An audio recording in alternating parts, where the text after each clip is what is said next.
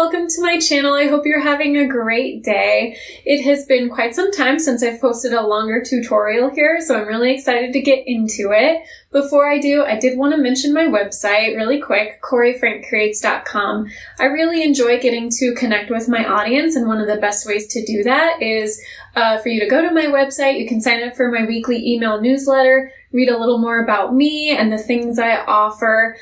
So yeah, my website is just kind of the hub for all the different things I offer, my different social media channels, things like that. So again, that is CoreyFrankCreates.com. I would really love for you to go check it out.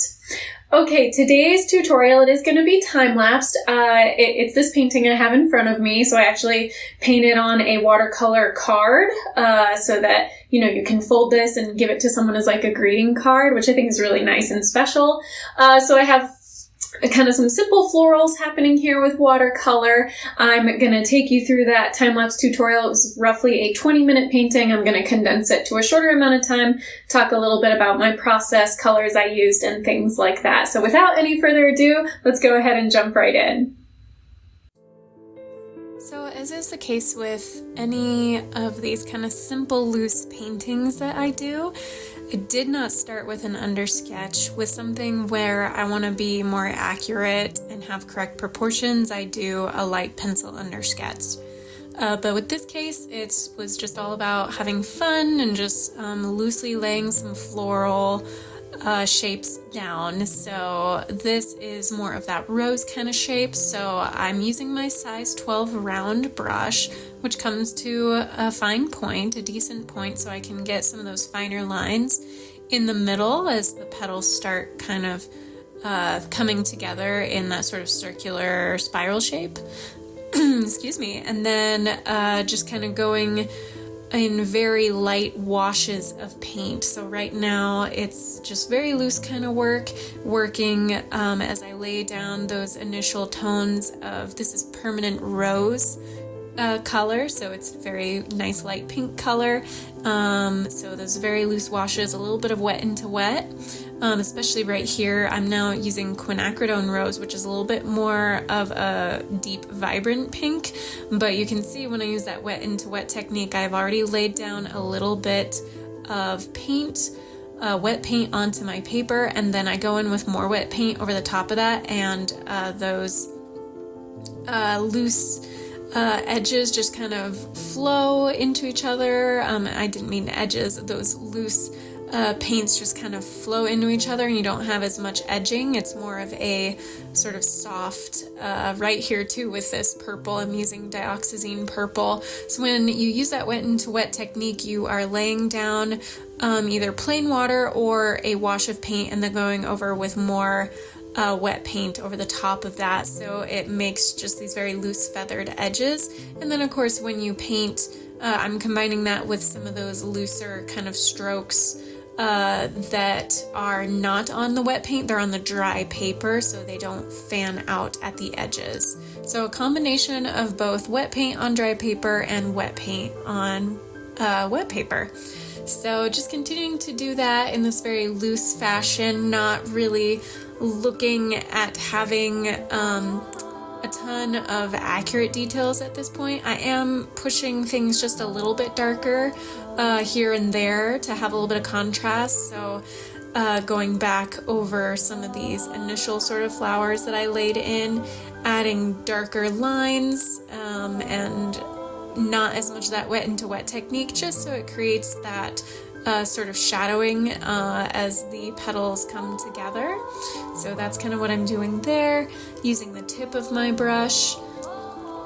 And same thing, going back to that third kind of rose shape, and I have several different views of the rose. Some are kind of like straight on top of it, some are a little bit of a side view, and then I'm just kind of improvising with some of those other pink flowers down to the left, and then these purple flowers as well. Just a very loose kind of blocking in of color, and then in a few strategic spots having kind of little lines and strips of petals happening. So this is kind of a different view as opposed to that top purple flower. It's a little bit of a different view. I decided to give that center a really nice dark purple tone. And at this point, moving in with a lot of very loose wet into wet washes, I'm using my raw sienna, which is a nice gold type of color, really good earth tone, to kind of hint that there are some kind of white type flowers in here, so that gold color is kind of the shadowing in the white flowers, and I'm not making them very strongly defined, so that the roses and those kind of violet colored flowers, which they're kind of out of my imagination, so they're not necessarily a particular breed of flower, I just kind of went for it. So just laying those in to hint at kind of maybe these puffy, white, fluffy flowers in the background. And then I really made it nice and loose, that pink flower, which was also quinacridone rose again, just right down at the bottom right. And then going in with some sap green to create some leaves, and I'll also be painting some stems in here. Going back to a little bit more of sort of fleshing out a little bit of those kind of loose, fluffy white flowers in the background. And again, I'm using the raw sienna for the coloring on those white flowers, but since it's such a pale color I used, it kind of hints at either a very light cream colored white type of flower. So going back, now that that purple had dried, I am adding a little more detail, some kind of strips of darker paint, just add a little more contrast between those initial washes I laid down, and same with some of these other loose pink flowers I'm doing, which are a little bit different from the traditional roses, but again, very kind of loose petals with sort of somewhat darker lines here and there. And then now, instead of the looser work that I used, that wet into wet with the initial tones of green that I laid down, I'm still using that sap green, but I'm now going in and painting more defined, really just sharply delineated leaves in there. So a little bit of wet into wet where areas are still wet, but then also really making sure I have very nice dry surface over the top of those other paints that have already been laid down, so I want to make sure those were dry, and so that when I painted these green leaves over the top, that they would really stay right where I laid the paint down initially. So staying on that tip for nice thin stems, and of course having a variation in some of the darker greens, and then getting really light with it with a very watered down green, just to give it a very dreamlike soft quality. You see that a lot with watercolors, those pastel-y tones, and also adds just a little bit of contrast between some of those more vivid pinks that I have in there.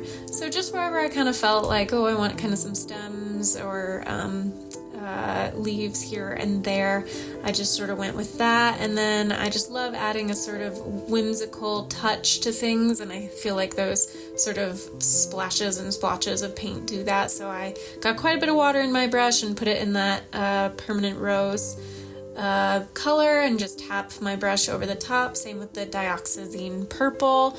I did decide to lift a little bit of that paint because it was too big of a blotch right there, so I just very quickly took a dry cloth and lifted it up. And then finally some sap green splotches in there, just tapping the wet brush with pigment in it over the top of the paper.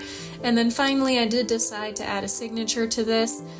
So you can use a thinner round brush if you want, a smaller one, but it's a good exercise to use the larger one and just stay right on the tip and just practice that control. So there you have it. There's a final piece once it was all dried.